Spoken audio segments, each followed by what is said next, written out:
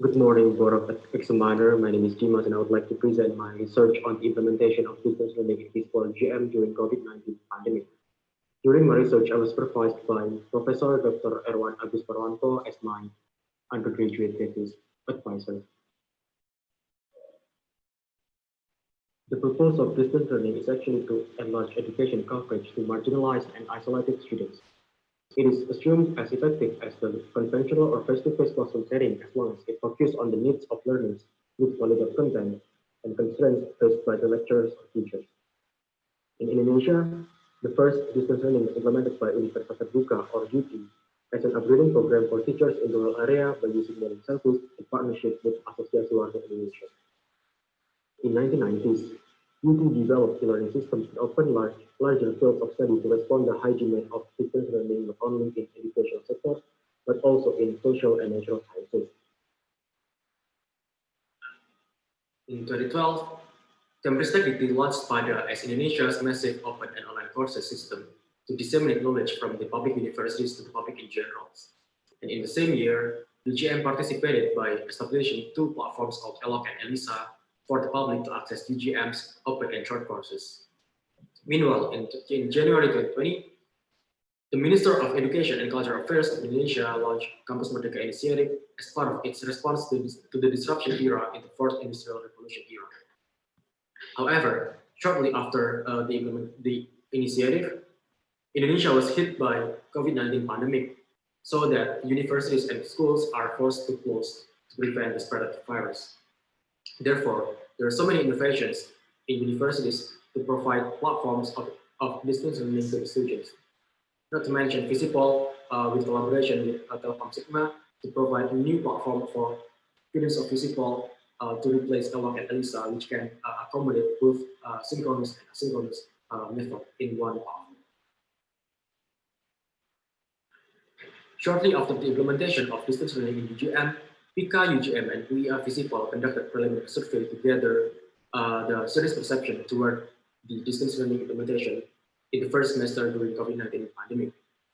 From the survey, we can accommodate three problems that we can study in this research. The first one is unilateral decision on delivery method, in which lecturers mostly choose the delivery method to their convenience. Meanwhile, students at larger state was not involved in the decision-making process in the beginning of the semester. They cannot choose whether they want to have synchronous or asynchronous system throughout the semester. The second problem is students' technical background and barriers that affect their accessibility to the platforms provided by UGM. And then the third one is administrators' adaptability in providing student service.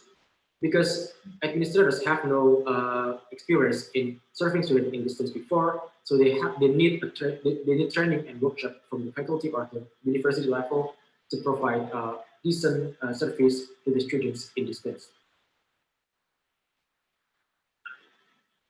Distance learning is a condition of education delivery when teacher and students are separated by physical distance. Meanwhile, according to Statistic in Indonesia, distance learning is a process of teaching and learning conducted in distance through various communication media. The notion of distance education involves adaptability of learner, teacher, and technology. Distance education must move forward to investigate how learner, teacher, and technology collaborate knowledge together. In Indonesia, right now, we are implementing emergency remote teaching. That means the distance learning is not meant to be permanent and long-term useful. It is just an alternative to the current education system, which is to prevent the spread of the virus.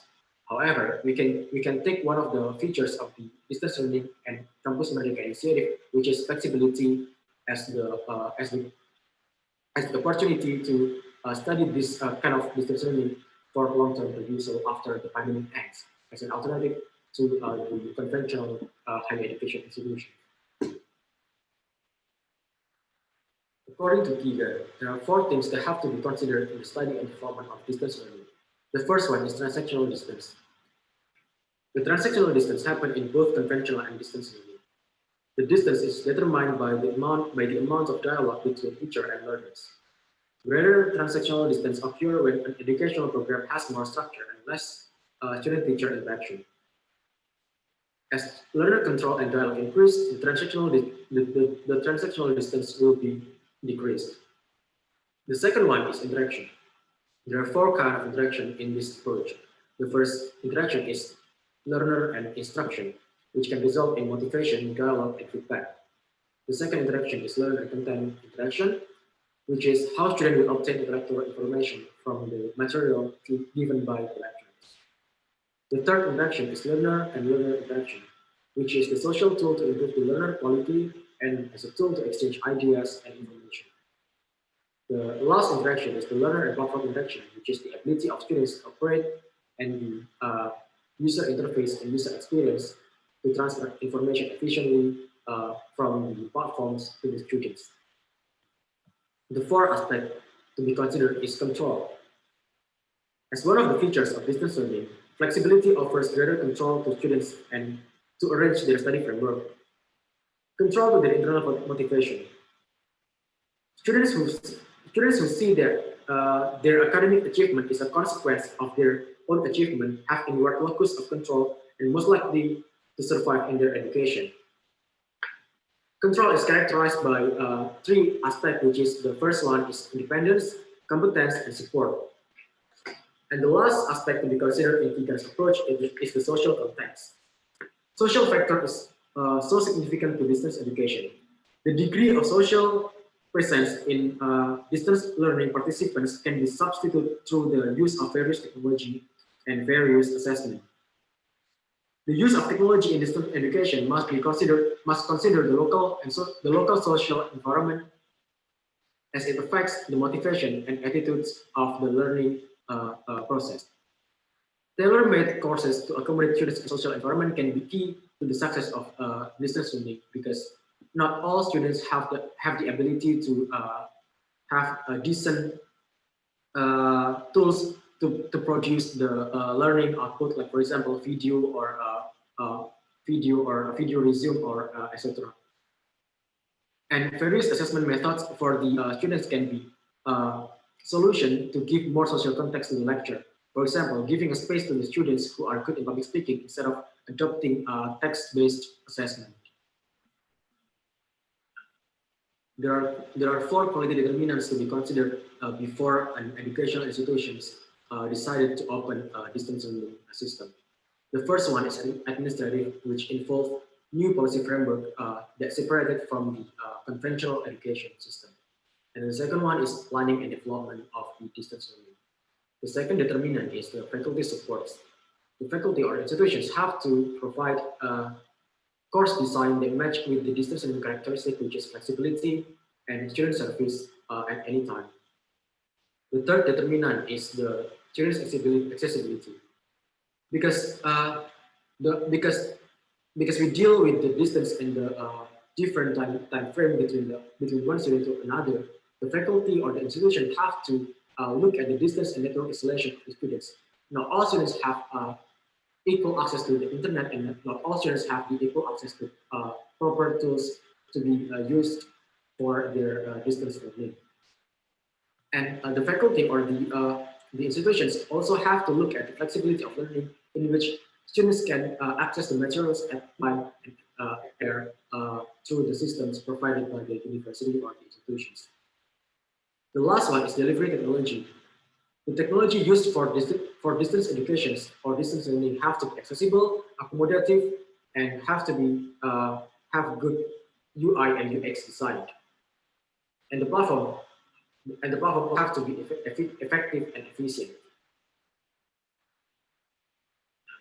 The study adopts PDPP model of evaluation by Wei-Yuan Chang and Y.L. Cheng from the University of Hong Kong. The model is designed based on the CIPP evaluation model to analyze a series of e-learning activities in distance education ecosystem. There are four steps of planning of evaluation, which are planning, development, process, and product evaluations. However, we only will use the process evaluation because planning and development evaluation should be conducted before an institution decided to open a distance learning system. And product evaluation requires assessment, the whole assessment from the start and from the start of the semester and the end of the semester by looking at the students' performance through the grades and other assessments. According to PDDT, the total population of FISIPOL students is 2,567 students ranging from 6 departments, and from 2017 to 2020 cohorts. During the data collection process, I found it difficult to obtain the data from the Department of Social Development and Welfare, in which the representation from this department should be 12 students, but I can only get 7 respondents throughout the survey period. And the target of sample population should be 80 students from 6 departments, but I can only obtain 76 students from 6 departments. Now we're moving to the result. The result will be evaluated through process evaluation in PDPP. Process evaluation is the process of evaluating an ongoing course delivery method from students' perspective. The approach in this process is formative evaluation with the aim to identify the obstacles faced by students and lecturers that can distract their performance. The first quality determinant is supports from faculty and administrators. Supports in this term can be material support such as money and phone credits, and immaterial support such as student service. The average means of this quality determinant is 2.89, which can be considered as positive. The data shows that 46.1% of FISIPOL students did not receive mobile phone credits, and 31.6% of FISIPOL students did not receive petty cash.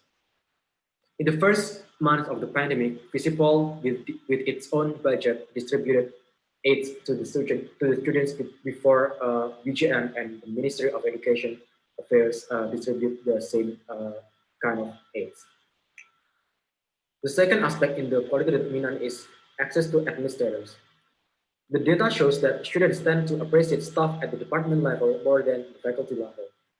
The staff in the department level usually deals with the academic matters such as grading system and any problems related to the lectures and the course conduct. And then the staff in faculty level usually deals with non-academic problems such as tuition fee and then registration matters. The last up in this quality determinant aspect scored high means, except in one question related to tutor. Normatively speaking, not all departments in FISIPOL practice the tutoring service to the students. Therefore, I recommend all the department in FISIPOL to start recruiting the tutor or the teaching assistants to help lecturers as well as to help students in understanding the materials better. The second quality determinant is students' accessibility. This quality determinant scored 2.79 in average, which also indicates a positive attitude. The first aspect in this determinant is accessibility to the learning activity. Based on the data, I found that students have little influence in determining the methods for the lectures. Mostly, lecturers will decide whether they want to have a synchronous or asynchronous session throughout the semester. However, students also say that both synchronous and asynchronous work well for them. The second aspect is teaching content. As FISIPOL adopts pedagogy approach, students are encouraged to explore more knowledge beyond the reading breaks. Therefore, usually lecturers use the synchronous session just to discuss something and not to give a full lecture to the students. And more innovations in teaching are still needed to prevent the boredom or the overwhelm to the students. The last quality determinant is delivery technology. This determinant scored 3.03, which is the highest score among those three. Based on the data, I found that students' technical background affects student perception toward distance learning content. For example, students who use smartphone to study from home find the platform has bad user experience, and students who use their personal internet data tend to think that distance learning is not efficient. The second aspect is about the platform, ELOC and ELISA. Both platforms are accessible enough as a course material delivery, but there are still some developments to be improved, such as the capacity and then the use and then the interface and etc. The last but not least, the user experience. Respondents indicate that the platforms are interactive and they were not confusing to be used as the main platform for delivery technology, delivery method. And now we're at the conclusion and recommendation. To conclude this study, I would like to recall on Keegan's approach to the study and development of distance learning. From four aspects in GIGAT approach, the transactional distance in FISIPOL has been anticipated by intensive communication between students and lecturers, and by recruiting tutors in some departments. Interaction in FISIPOL has been great from lecturers and students interaction to students and platform interaction. They are all show positive result in the survey.